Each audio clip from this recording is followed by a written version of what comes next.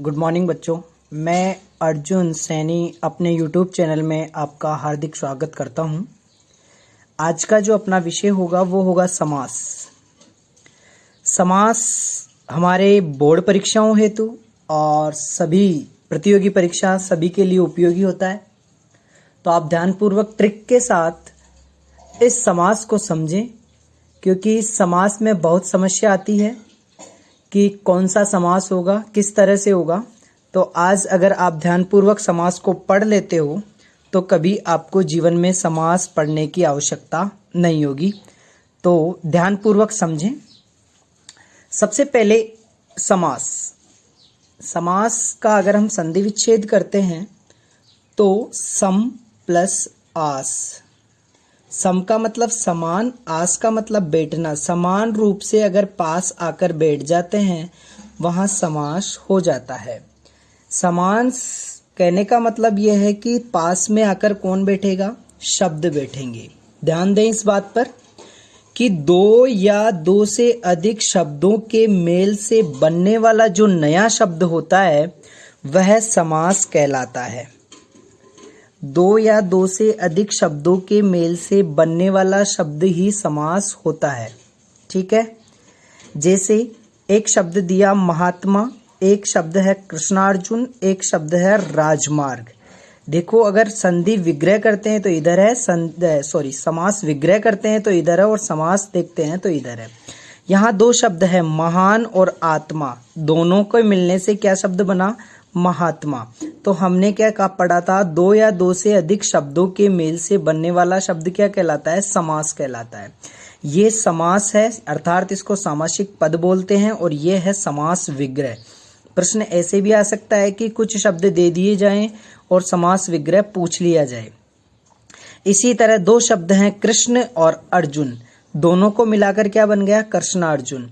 आगे का शब्द देखते हैं हम, राजा और मार्ग, इन दोनों को मिलने से क्या बन गया? राजमार्ग। ये तो हुआ हमारा समास, जिसको हम उदाहरण से समझते हैं। अगली बात करते हैं कि समास के भेद कितने होते हैं। समास 6 प्रकार के होते हैं।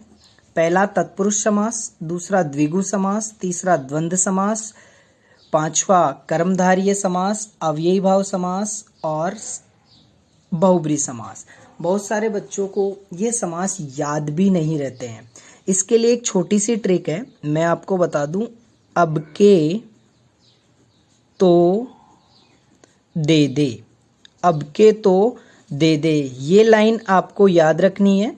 अब के तो दे दे, इस लाइन को याद रखोगे आपको 6 समास याद हो जाएंगे।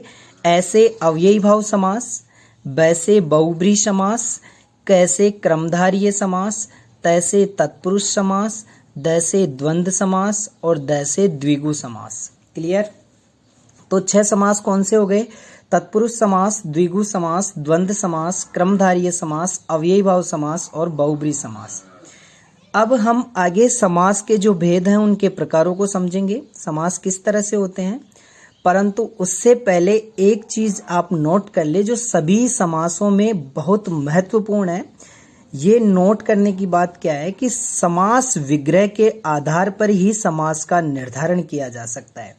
कहने का मतलब क्या है? कोई भी सामासिक पद दिया हुआ होगा या समास विग्रह दिया होगा तो हम या तो समास विग्रह को देखकर ही पता कर सकते हैं कि इसमें कौन सा समास होता है। ध्यान से समझें, फिर से बोल रहा हूं, समास विग्रह के आधार पर ही समास का निर्धारण किया जा सकता है। एक शब्द में या एक पद में एक से अधिक समास हो सकते हैं, वो मैं बता दूंगा कि आपको किस तरह से होते हैं। ठीक है, आगे चलते हैं। पहला समास है हमारा तत्पुरुष समास। तत्पुरुष समास की परिभाषा देख लेते हैं। सबसे पहले तत्पुरुष समास के बारे में सोचते हैं। इसकी परिभाषा होती है, इसमें देखो सभी समासों में 2 पद होंगे, या तो पहला पद होगा या दूसरा पद होगा। तो दोनों पदों में अपने को ध्यान से समझना है कि जिसमें द्वितीय पद प्रधान हो वह तो तत्पुरुष समास होता है। ठीक है। दोनों पदों के पहले और दूसरे पद दोनों के बीच में कारक चिन्हों का लोप होगा। कारक चिन्ह कौन से होते हैं? इनको पढ़ने के लिए आप कारक वाले वीडियो पे जाएं और वहां पर देखें कि कारक कौन कौन से होते हैं। तो यहाँ पर कारक चिन्हों का लोप होता है। हमारे पास 8 कारक होते हैं। जिनमें से कर्ता कारक और अंतिम जो संबोधन कारक है, इनको छोड़कर अन्य सभी कारकों का प्रयोग इस तत्पुरुष समास में किया जाता है। अब मैं आपको बता देता हूं कि कारक कौन कौन से होते हैं। कर्ता, कर्म, करण, संप्रदान, अपादान, संबंध और अधिकरण। तो कर्ता को हमें छोड़ना है और संबोधन को छोड़ना है, अर्थात पहला और लास्ट वाला अपने को छोड़ना है। अब देखो कर्म, इसका कारक चिन्ह होता है को, करण का कारक चिन्ह होता है से या द्वारा, जैसे अपन ने पढ़ा होगा, कर्ता ने कर्म को करण से, संप्रदान के लिए अपादान से अलग, संबंध काके की, अधिकरण में पेपर। अब अगर कर्म तत्पुरुष होगा तो ये बीच में चिन्ह आएगा, करण तत्पुरुष होगा तो ये चिन्ह आएंगे, संप्रदान तत्पुरुष होगा तो ये चिन्ह आएंगे, अपादान तत्पुरुष होगा तो ये चिन्ह आएंगे, संबंध होगा तो ये आएंगे। अब हम देखते हैं शब्द, देखते हैं ग्रामगत। इसका विग्रह करेंगे तो क्या होगा, ग्राम को गत, अर्थात गांव को गया हुआ, को चिन्ह आ गया तो कर्म तत्पुरुष हो जाएगा। ऐसे ही अगला शब्द है यश प्राप्त, एक शब्द है ये पूरा, यश प्राप्त, यश को प्राप्त, कौन सा कारक चिन्ह आ रहा है, को आ रहा है, तो यहाँ पर कर्म तत्पुरुष हो जाएगा। अगली बात करते हैं करण तत्पुरुष की। करण के जो चिन्ह हैं वह है से और के द्वारा। हम उदाहरण देखते हैं, तुलसीकृत रेखांकित, इसका विग्रह करेंगे तो होगा तुलसी के द्वारा कृत, अर्थात तुलसी के द्वारा किया हुआ, रेखा से अंकित, रेखा से अंकित, तो इसमें करण तत्पुरुष हो जाएगा। अब देखो आगे मैंने विग्रह नहीं किया है, आप थोड़ा सा जोड़ दे माइंड पे और अपने आप सॉल्व करने की कोशिश करें। संप्रदान, इसका कारक चिन्ह क्या होगा, के लिए। शब्द आ गया रसोई घर, तो रसोई घर का विग्रह क्या होगा, वेरी गुड, रसोई के लिए घर, रसोई के लिए घर। उसी तरह हवन सामग्री का क्या होगा, हवन के लिए सामग्री, हवन के लिए सामग्री, ठीक है। इसी तरह अपादान का चिन्ह है से अलग होने के अर्थ में, शब्द है जन्मांध, जन्मांध का क्या होगा, जन्म से अंधा, जन्म से अंधा, अर्थात आंखों से अलग होने का अर्थ है, आंखें हैं ही नहीं उसके। गुण से हीन, गुण से हीन, ठीक है। आगे अपना कारक है संबंध, तत्पुरुष समास जिसके चिन्ह का, की, के। तो शिवालय शब्द है, शिवालय का क्या होगा, शाबाश, शिव का आलय, अर्थात शिव का घर। अगला गृह स्वामी, घर का स्वामी या गृह का स्वामी, हुआ या नहीं हुआ। इसी तरह अधिकरण तत्पुरुष में पेपर आता है, और जैसे शब्द आ जाए सिर दर्द, तो सिर दर्द का क्या बनेगा, सिर में दर्द। रणवीर का क्या बनेगा, रण में वीर। तो यहाँ तक अपने तत्पुरुष समाप्त हो चुका है। यहाँ पे 6 प्रकारों से संबोधित कर दिया गया है। आगे का जो अपना समास होगा वो होगा द्विगु समास। द्विगु समास की पहचान है कि पूर्व पद प्रधान हो, पूर्व पद प्रधान हो, तथा इसमें पहला पद संख्यावाची होता है, और इसमें ध्यान दे कि समूह का बोध होता है, समूह का बोध होता है। देखो द्विगु समास में पहला पद संख्यावाची, ये किस तरह से याद रखना है, यहाँ पे लिखा हुआ है द्विगु, द्विगु, तो द्वि का मतलब क्या होता है, 2 होता है। तो ध्यान रखें इसके पहले अपने आप में पहले से ही लिखा हुआ है 2, अर्थात संख्यावाची पहला पद होगा तो वहां पर द्विगु समास होगा। क्लियर, ये ट्रिक समझ में आ गई आपके। द्वि से 2, और यहाँ पे देखो सभी के आगे लिखा हुआ है त्रि, त्रि का मतलब होता है 3, सप्त, सप्त का मतलब होता है 7, अठ, अठ का मतलब होता है 8, त्रि, त्रि का मतलब होता है 3। अब इसका विग्रह करेंगे, समूह का बोध कराएंगे कैसे। जैसे त्रिकोण शब्द आ गया तो इसका समास विग्रह कैसे करेंगे, 3 कोणों का समूह, 3 कोणों का समूह, तो वही हो जाता है द्विगु समास, पहली चीज। अब ये सप्त अहन कहने का मतलब होता है, इसका विग्रह होगा 7 अहनों का समूह। अहन किसे कहते हैं, अहन कहते हैं दिनों को, तो 7 दिनों का समूह क्या कहलाता है, सप्ताह कहलाता है। इसी तरह अठन्नी, 8 आनों का समूह, 8 आनों का समूह। इसी तरह चवन्नी होता है 4 आनों का समूह, ठीक है। 1 रुपया होता है 16 आने, इसीलिए अठन्नी में 8 आने। त्रिफला 3 फलों का समूह, समझ में आया। यहाँ जहां पर भी समूह का बोध होता है वहां पर द्विगु समास होता है। अगली बात करते हैं हम द्वंद्व समास की। द्वंद्व समास में देखो दोनों शब्द एक जैसे ही लग रहे हैं, दोनों शब्द एक जैसे हैं, अर्थात हमने कहा था कि समास में 2 ही पदों की बात करेंगे, या तो पहला या दूसरा। तो यहाँ पर पहली बात तो ये हो गई कि इसमें दोनों पद प्रदान होते हैं, और ये जो दोनों पद होते हैं ना, इनके बीच में और, या, अथवा, तथा आदि योजक चिन्हों का प्रयोग किया जाता है। अधिकतर द्वंद्व समासों के बीच में डैश का चिन्ह आता है, अधिकतर में नहीं भी आता है। तो आप पहली चीज तो ये देखिए, दूसरी चीज दोनों पदों को देखिए कि इनके टुकड़े समास विग्रह किस तरह से होगा, ठीक है। जैसे लव कुश, लव और कुश, लव और कुश। ध्यान दें, जो चीज एक साथ रह सकती है उसके बीच में और आएगा, अन्यथा जो एक साथ नहीं रह सकते उनके बीच में या आएगा। जैसे रात दिन, आप रात दिन को रात और दिन लिख तो सकते हैं, परंतु ये गलत हो जाता है, क्योंकि या तो रात ही होगी या फिर दिन ही होगा, दोनों एक साथ चीज नहीं हो सकती है। अमीर गरीब, या तो अमीर ही होगा या फिर गरीब ही होगा। आप लिखने में अमीर और गरीब लिख सकते हो, सही माना जाएगा, परंतु ये आरपीएससी में, माध्यमिक शिक्षा बोर्ड में गलत माना जाता है, इसलिए अमीर या गरीब ही होगा। राधा कृष्ण एक साथ रह सकते हैं, तो इनके बीच में क्या आएगा, राधा और कृष्ण। इसी तरह माता पिता है, माता पिता के बीच में एक ही शब्द आएगा, माता और पिता। एक शब्द और लिखता हूं जिसमें योजक चिन्ह ना हो, शीतोष्ण। देखो शीतोष्ण, शीत या उष्ण, या तो गर्मी ही होगी या सर्दी ही होगी। तो ऐसा समास द्वंद्व समास होता है। ट्रिक से ध्यान रखिए कि द्वय द्वय दोनों एक जैसे हैं, दोनों पद प्रधान होंगे। इसी तरह हमने संख्यावाची की बात करी थी कि द्विगु समास में पहला पद द्वि लिखा हुआ है, द्वि का मतलब 2 होता है, और 2 होने से ही वह संख्या का बोध करा रहा है। आगे हम चलते हैं। अगला समास है कर्मधारय समास, क्रम को धारण करने वाला समास कर्मधारय समास है। ध्यान से समझें, इसमें विशेषण विशेष्य की बात करी जाती है, जिसे उपमेय उपमान भी कहा जाता है। इसमें पहला पद विशेषण होगा और दूसरा पद विशेष्य होगा, ज्यादा दिमाग लगाने की जरूरत नहीं है। इसमें दूसरा पद प्रधान होता है। कहने का मतलब क्या होता है, ध्यान से समझें। जो दूसरा पद है, अर्थात 2 पद आएंगे, जो दूसरा पद होगा उससे कैसा करके प्रश्न करना है।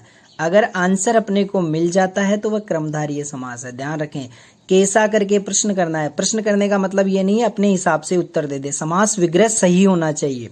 जैसे मैंने लिखा यहाँ पे, ये है जो मैंने क्यों लिखा हुआ है वो मैं आपको बता देता हूँ। विग्रह करने के काम में आएगा ये शब्द, और प्रत्येक विग्रह में है जो शब्द लगाना ही है। कैसा पहले प्रश्न करना है, जैसे ये शब्द आ गया तो इसमें एक विशेषण है और एक है विशेष्य। विशेष्य से हमें प्रश्न करना है देव कैसा, महाशब्द लगा हुआ है अर्थात महान देव, महादेव। तो महान है जो देव अर्थात महादेव, ठीक है।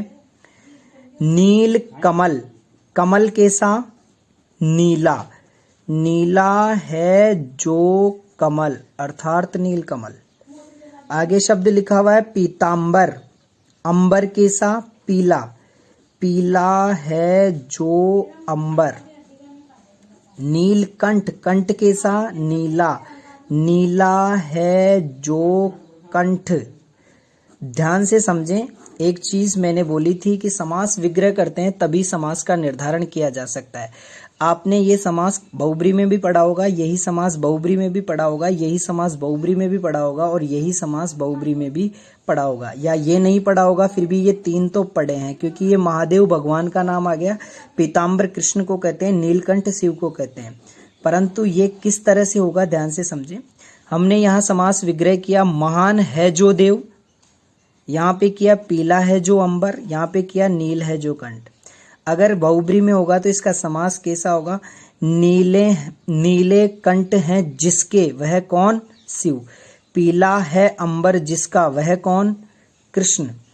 महान है जो देव, कौन? महादेव। तो विग्रह होगा, विग्रह के अनुसार ही हम समास का निर्धारण करेंगे।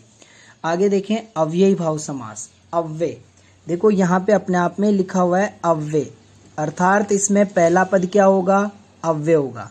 दूसरी बात यहाँ पे उपसर्ग लगा हुआ है ए प्लस वे, तो इसमें प्रत्येक वाक्य में उपसर्ग आएगा, प्रत्येक शब्द के पहले क्या आएगा? उपसर्ग आएगा। ट्रिक से ये ध्यान रखें, पहले ए दिख रहा है उपसर्ग है, पहला उपसर्ग होगा। दूसरी बात अव्यय होगा, और ये सभी पहले ही लग गए हैं तो पहला पद ही क्या होगा? प्रधान होगा। परिभाषा देखिए, जिस समास में पहला पद अव्यय होता है, पहला पद प्रधान होता है और उपसर्ग पहला पद होता है, वहां पे अव्यय भाव समास होता है। देखें आजीवन, इसमें आ उपसर्ग है, प्रतिदिन में प्रति उपसर्ग है, यथाशक्ति में शक्ति उपसर्ग, ये यथा उपसर्ग है, प्रति प्लस एक प्रति उपसर्ग है, निर प्लस जल निर उपसर्ग है। ठीक है, अब देखो इसका विग्रह कैसे करेंगे। आजीवन का मतलब होता है जीवन पर्यंत, जीवन पर्यंत। प्रतिदिन, प्रतिदिन का मतलब होता है दिन दिन। यथाशक्ति, शक्ति के अनुसार, शक्ति के अनुसार। प्रत्येक, एक एक, प्रत्येक का क्या होगा? एक एक। निर्जल, बिना जल के, बिना जल के। ध्यान दें, पहला पद उपसर्ग है, पहला पद प्रधान है और पहला पद अव्यय है, अर्थात अव्यय का मतलब क्या होता है? जो शब्द चाहे स्त्रीलिंग हो, चाहे पुल्लिंग हो, चाहे नपुंसक लिंग हो, कोई सा भी लिंग हो, कभी नहीं बदलता है।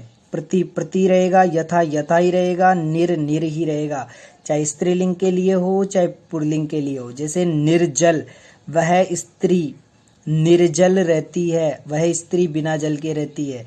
वह पुरुष निर्जल रहता है, वह पुरुष निर्जल रहता है। ऐसा नहीं है कि ये बदल जाएगा, ऐसे के ऐसा ही रहेगा। इसको बोलते हैं अव्यय शब्द। आगे चलते हैं अंतिम समास की तरफ, बहुब्रीहि समास। बहुब्रीहि समास, बहुब्रीहि समास सबसे इजी समास है। ध्यान रखिए, कोई पद प्रधान नहीं होता है।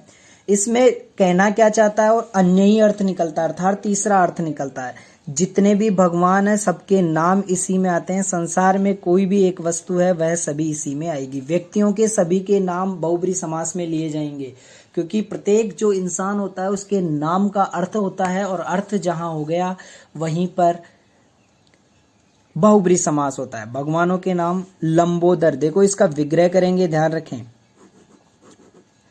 लंबा है उधर जिसका, कौन है? शाबाश, गणेश जी। आया भगवान का नाम।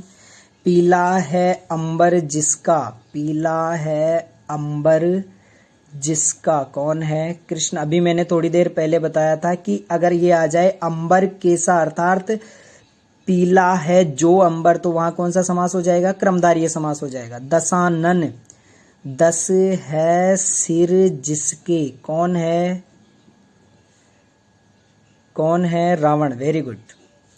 वीणा पाणी, वीणा पाणी का मतलब होता है वीणा है जिसके हाथ में, कौन है वह? सरस्वती, सरस्वती। Very good. चतुर्भुज, देखो यहाँ पे चतु मतलब चार, चार भुजाओं का समूह। अगर ये विग्रह करना है तो वह चला जाएगा किसमें? समूह शब्द कहाँ आएगा? द्विगु में। पहला शब्द क्या है? संख्यावाची। पर हम यहाँ क्या करेंगे? विभाजन। चार है भुजा जिसके, अर्थात चतुर्भुज कौन है? विष्णु। तो सभी को ध्यान रहे, जैसे हमने लिखा त्रिनेत्र। एक और बता देता हूं, इसका विग्रह करेंगे अगर तीन नेत्रों का समूह तो वह चला जाएगा द्विगु में। समझ में आ गया? और मैंने कहा तीन है नेत्र जिसके, वह कौन है? शिव, अर्थात ये किस में चला जाएगा? बहुब्रीहि में। तो सभी को समझ में आ गया होगा कि समास विग्रह के आधार पर ही समास का निर्धारण किया जाता है। तो इस आसान ट्रिक्स के माध्यम से आपको सभी को समास समझ में आ गया होगा। अगर आपको वीडियो पसंद आया हो तो सब्सक्राइब करें, लाइक करें। धन्यवाद।